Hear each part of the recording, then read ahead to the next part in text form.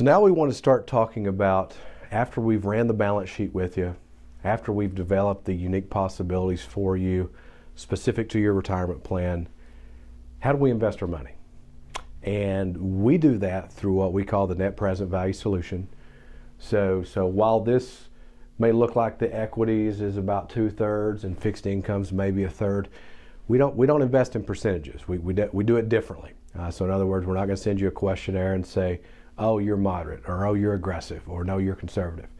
But through collaboration with you, we want to discover how much actually should you be investing in equities versus fixed income. And here's a couple of things that we know. A lot of people are concerned about inflation. We believe by investing in equities over the long term, not short term, but over the long term, equities give you a really good chance to meet and exceed inflation. So that's why we like equities for the long term.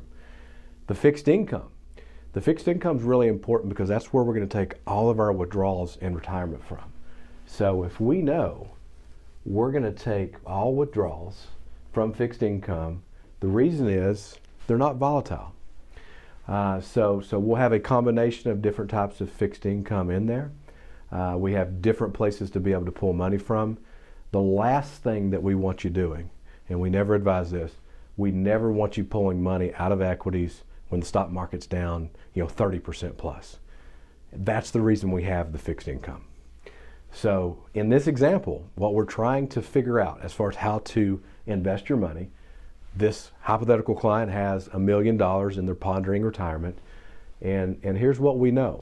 They're thinking about they need to withdraw $50,000 a year, and we come up with how many years into the future would it relatively make sense for this client to not have invested in the stock market.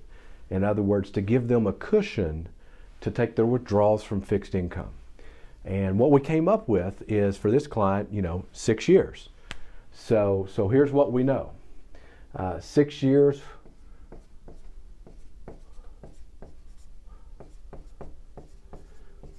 basically puts them through year 2027.